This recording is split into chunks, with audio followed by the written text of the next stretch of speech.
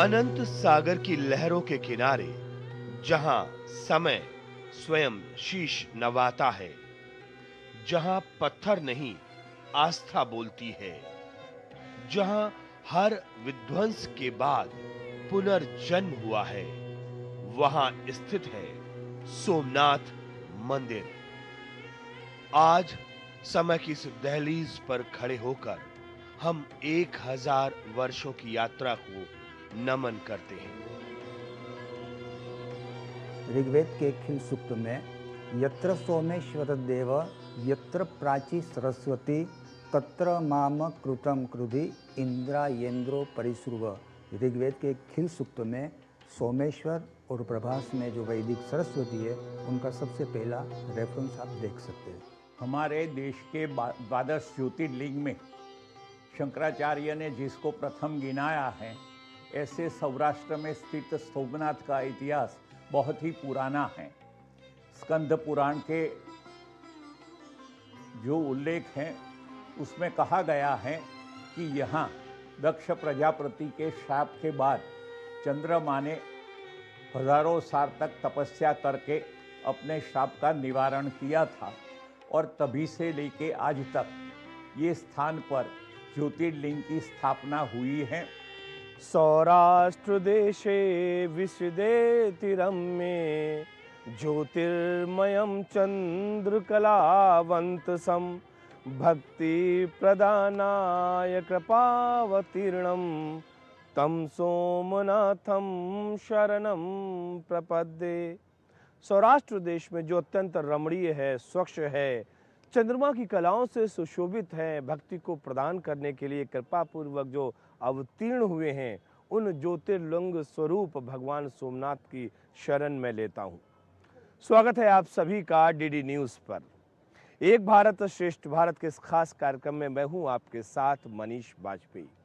12 ज्योतिर्लिंग स्तोत्र का पहला श्लोक मैंने आपको बताया और आप समझ गए होंगे कि इस श्लोक को बताने का, इसका महत्व समझाने का क्या कारण हो सकता है। आप बिल्कुल हमारे ये पृष्ठभूमि में आप देख रहे होंगे हम कहाँ पर मौजूद हैं। तो आज अपने इस खास कार्यक्रम में बताने वाले हैं हम भगवान सोमनाथ का जो ये धाम है इसके बारे में, क्योंकि जब हम सोमनाथ का जिक्र करते हैं तो ये सिर्फ केवल सनातन की आस्था का प्रतीक नहीं है, बल्कि ये भारत के गौरव और स्वाभिमान का भी प्रतीक है। 1000 साल पूर्ण हो रहे हैं और तब जबकि ये अटूट अडिग बिल्कुल चट्टान की तरीके से खड़ा हुआ है, भारत के स्वाभिमान और गौरव को प्रदर्शित कर रहा है।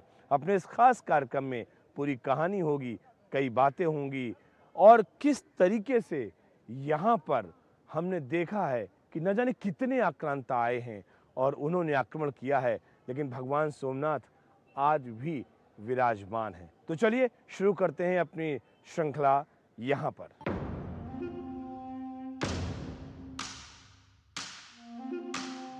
काल चक्र में वो तारीखें भी दर्ज हैं जब इस पवित्र तीर्थ का विध्वंस करने के लिए कुटिल आक्रांताओं ने दमनकारी प्रयास किए।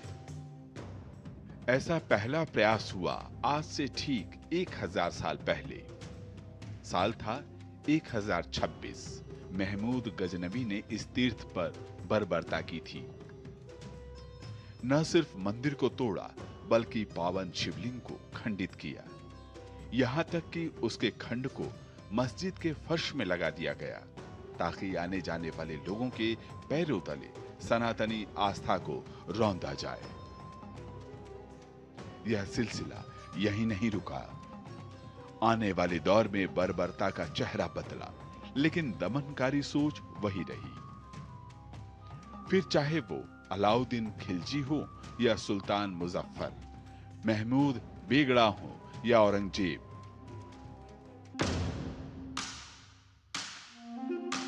दमन का यह अध्याय बार बार दोहराया गया। कोशिश थी कि घंटियों की गूंज शांत हो जाए और आस्था की लौ बुझ जाए।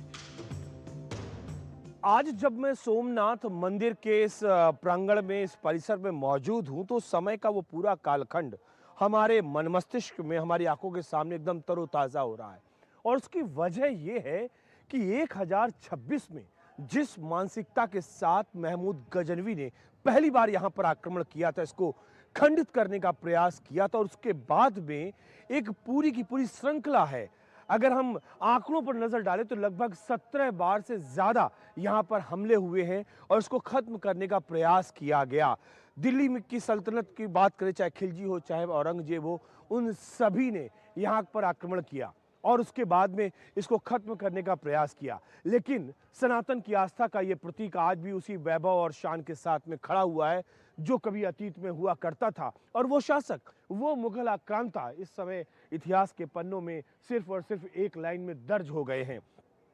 आप सोच सकते हैं कि सनातन का महत्व क्या है, जिसका ना आदि है और ना जिसका अंत है, यही तो सनातन है।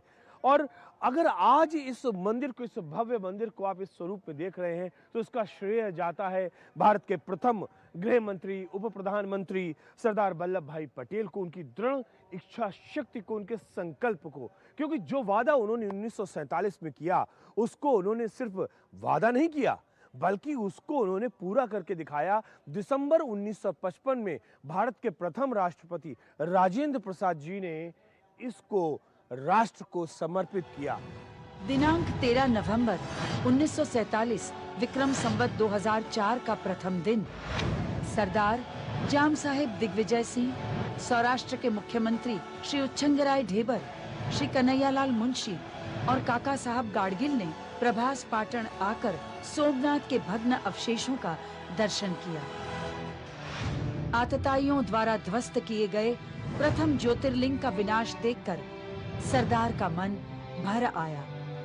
श्री सोमनाथ में जनसभा में समुद्र का जल हाथ में रखकर सरदार ने कहा, हम श्री सोमनाथ मंदिर का पुनः निर्माण करेंगे। देश स्वतंत्र हुआ है, करोड़ों लोगों की आस्था इस स्थान से जुड़ी हुई है। इन करोड़ों लोगों के लिए ये श्रद्धा स्थल का पुनः निर्माण ही आजादी की भावना से जुड़ा हुआ है।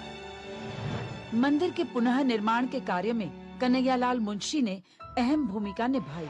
अपनी विद्वत्ता और इतिहास के ज्ञान के लिए सुप्रसिद्ध मुंशी जी ने याद दिलाया कि अल बेरूनी और मार्को पोलो ने जो वर्णन किया था, तदानुसार ये मंदिर अति समृद्ध था।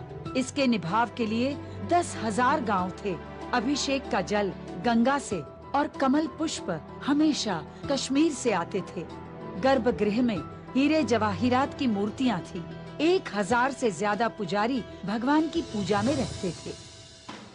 नए मंदिर के निर्माण के लिए पुरातत्व विभाग के सहयोग से उत्खनन किया गया। इस प्रक्रिया से प्राप्त सभी अवशेषों को प्रभास पाटन म्यूजियम में दर्शन एवं अभ्यास के लिए रखा गया है। नए मंदिर के निर्माण की परिकल्पना प्राचीन मंदिर निर्माण कला के तज्ञ श्री प्रभाशंकर सोमपुरा ने की। कैलाश महामेरु प्रासाद के रूप में वर्तमान सोमनाथ मंदिर का निर्माण किया गया है। यह मंदिर नया है, किंतु प्राचीन नागर शैली में इसका निर्माण हुआ है। मंदिर की ऊंचाई फर्श से लेकर छत तक 155 फीट की है। गर्भगृह में 1 मंजिल और शिखर के भाग तक 7 मंजिलें हैं। मंदिर का सभागृह और नृत्य मंडप 3-3 मंजिले के हैं, जिसकी तीसरी मंजिल पर 1000 छोटी-छोटी कलश आकृतियां बनाई गई हैं। गर्भगृह के कलश का वजन 10 टन है। नृत्य मंडप के चारों ओर छोटे-छोटे शिखर सुशोभित हैं। 72 स्तंभों वाले इस मंदिर की विशेषता ये है कि 800 साल बाद नागर शैली से निर्माण हुआ यह प्रथम देवालय है। इस नए मंदिर का शिलान्यास 1950 में जाम साहेब के करकमलों से हुआ था। 1951 में 11 मई को भारत के प्रथम राष्ट्रपति श्री राजेंद्र प्रसाद के करकमलों से मंदिर की प्राण प्रतिष्ठा हुई। जामनगर के महारानी गुलाब कुंवर बा ने दिग्विजय द्वार का निर्माण किया, जिसका सत्य साईं बाबा के करकमलों से 19 मई 1970 के दिन शिवार्पण किया गया। जिनके दृढ़ संकल्प और दूरदर्शिता के कारण इस मंदिर का निर्माण हो सका, वो सरदार वल्लभ भाई पटेल की प्रतिमा का गुजरात के लोक सेवक श्री रविशंकर महाराज के करकमलों से 4 अप्रैल 1970 के दिन अनावरण करके राष्ट्र को समर्पित किया गया।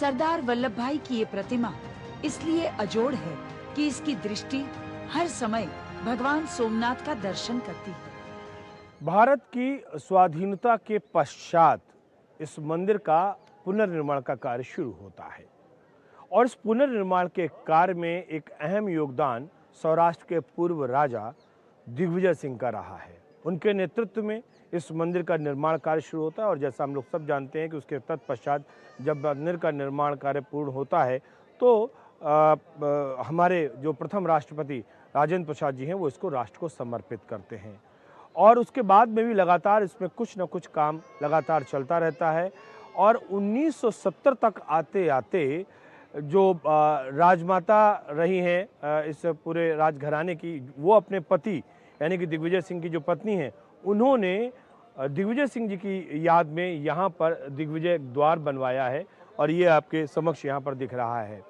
दरअसल ये पूरी की पूरी श्रृंखला को बताना इसलिए ज़रूरी है कि जब एक तरफ लगातार मुगल आक्रांताओं ने हमले किए, इसको बार बार तोड़ने की कोशिश की, तो उसमें समाज के लोग आगे आए, समाज की शक्ति सामने आई और उस समाज की शक्ति के ज़रिए ये मंदिर, ये धाम एक बार फिर से खड़ा हुआ और लगातार हम देख रहे हैं कि किस तरीके से जब समाज साथ आता है तो किस तरीके का निर्माण होता है।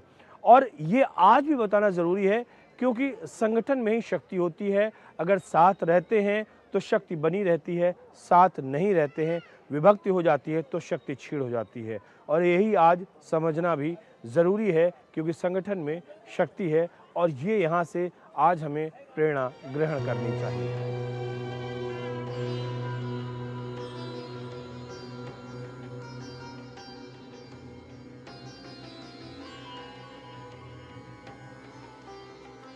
पूरा काल में चंद्र को शाप लगा था अपने ससुर जी का, और शाप का निवारण न ब्रह्मा जी से हुआ न विष्णु परमात्मा से हुआ, तो उन्होंने शंकर भगवान का शरण लिया। तो शंकर महाराज ने उनको ऐसा बताया कि तुम प्रभास में जाओ और वहाँ पर महामृत्युंजय का अनुष्ठान करो। तो चंद्रदेव प्रभास में पधारे, उन्होंने 10 करोड़ महामृत्युंजय, जिसे आज हम त्र्यंबकम मंत्र बोलते हैं, उनका 10 करोड़ मंत्रों का अनुष्ठान किया। तब जाके महादेव जी उन पर प्रसन्न हुए और प्रसन्न होके आज से तुम्हारी मैं शाप की मुक्ति करता हूँ, आज से एक पक्ष में तुम्हारा क्षय होगा और एक पक्ष में तुम्हारी वृद्धि होगी, जिसे आज हम फुल मून टाइम और ब्लैक मून टाइम कहते हैं। तब पहली बार इस धरती पे चंद्रदेव ने भगवान सोमनाथ का मंदिर के रूप में, शिवलिंग के रूप में प्रतिष्ठा किया। इसीलिए 12 ज्योतिर्लिंग में सबसे प्रथम सौराष्ट्रे सोमनाथम च, इसीलिए क्योंकि अगर इतिहासकारों की माने तो शिव पूजा का प्रारंभ प्रभास से हुआ है। ऋग्वेद में वर्णन मिलता है कि स्वयं चंद्रदेव ने सोमनाथ इस मंदिर की स्थापना की थी, यहाँ पर शिवलिंग की स्थापना की थी।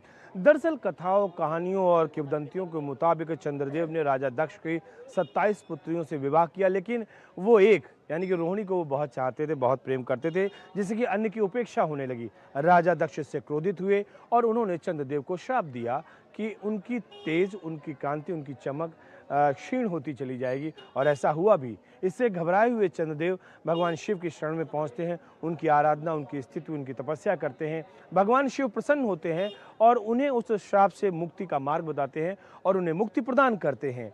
और जब ऐसा होता है तो स्वयं चंद्रदेव उनकी पूजन और आराधना के लिए यहाँ पर भगवान शिव के लिंग की स्थापना करते हैं।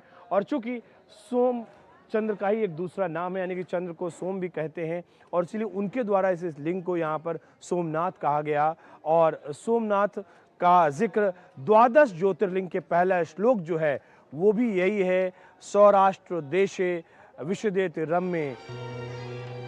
पुराणों में वर्णित है कि चंद्रदेव ने भगवान शिव की आराधना कर यहाँ प्रथम ज्योतिर्लिंग की स्थापना की। सोमनाथ अर्थात सोम के नाथ। यह स्थान सदा से श्रद्धालुओं के लिए मोक्ष का द्वार रहा है। स्कंद पुराण, नारद पुराण, लिंग पुराण, विष्णु पुराण, ऐसे सारे पुराण ग्रंथों में कहीं ना कहीं प्रभास का संदर्भ आप देख सकते हैं। लेकिन प्रभास केवल एक नहीं है, प्रभास को 5 अलग अलग पहलुओं से शास्त्रों में बताया गया, जल प्रभास, मूल प्रभास, स्थल प्रभास, कृतस्म प्रभास, आदि प्रभास।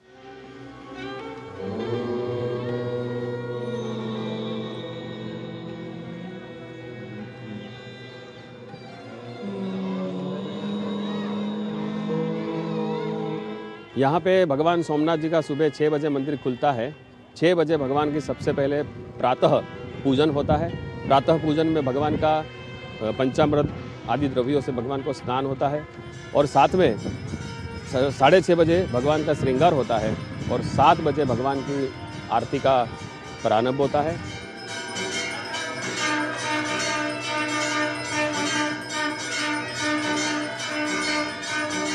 इसके बाद में क्रमशः अंदर जो अन्य भगवान की सेवा में मंदिर में है उन सब की पूजा होती है और यही फिर से 11 बजे क्रम होता है, 12 बजे आरती होती है और वापस शाम को 7 बजे आरती होती है और 7 बजे से पहले भगवान का महाश्रृंगार होता है।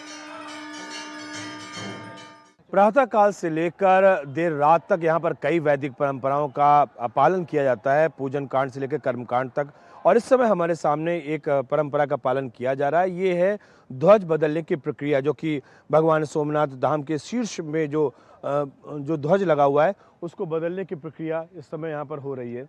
अगर हम श्रद्धा की बात करें तो बहुत सारे लोग यहाँ पर आते हैं और वो अपने लिए यहाँ पर पूजन अर्चन करवाते हैं, रुद्राभिषेक करवाते हैं और भी बहुत सारे कर्मकांड हैं जो कि यहाँ पर संपन्न किए जाते हैं।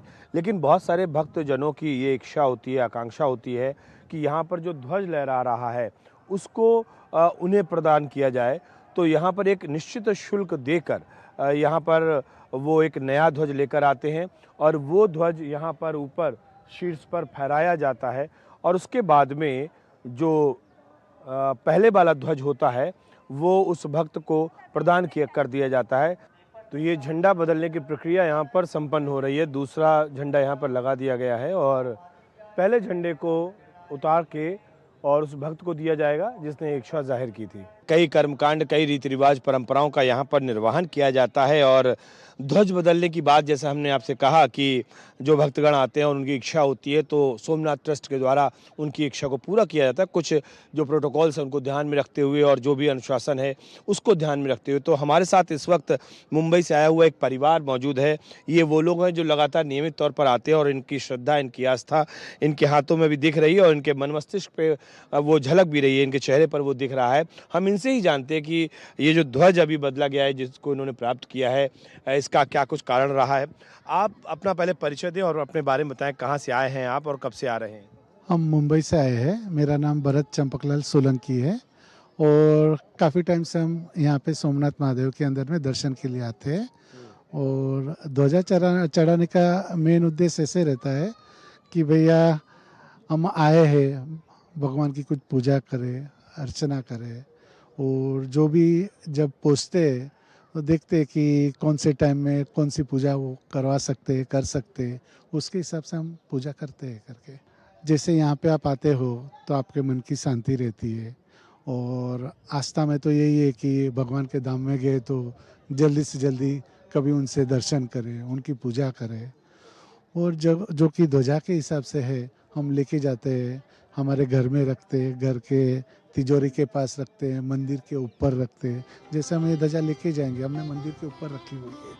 हम जो हमारे पैसे वगैरह जो रखते हैं वहाँ पे भी एक ध्वजा रख देते हैं कि वो देखिए हमारी बरकत करे। ये यहाँ पे भगवान सोमनाथ जी की इतनी अच्छी कृपा है कि यहाँ पे छोटे से छोटा भक्त आएगा तो उनके लिए यहाँ पे छोटी से छोटी पूजा से लेकर बड़ी से बड़ी पूजा होती है। तो इसमें क्रमशः सबसे सामान्य जो सर्वसर्वा सामान्य है वो पूजा में रुद्राभिषेक होता है, भगवान का गंगा जल अभिषेक होता है, भगवान के ऊपर बिल्वपत्र पूजा होता है, महामृत्युंजय जप जो होता है जो आरोग्य के लिए किया जाता है। फिर अच्छी पूजा में जैसे थोड़ा ऊपर जाएंगे तो सबसे बेस्ट यहाँ की पूजा है सोमेश्वर महापूजा, जिसमें भक्तजन 5 लोग परिवार का बैठ के भगवान का छोटा प्रतीक लिंग है उसकी पूजा कर सकते हैं। उसके बाद में जो पूजा होती है वो ध्वजा पूजन होती है।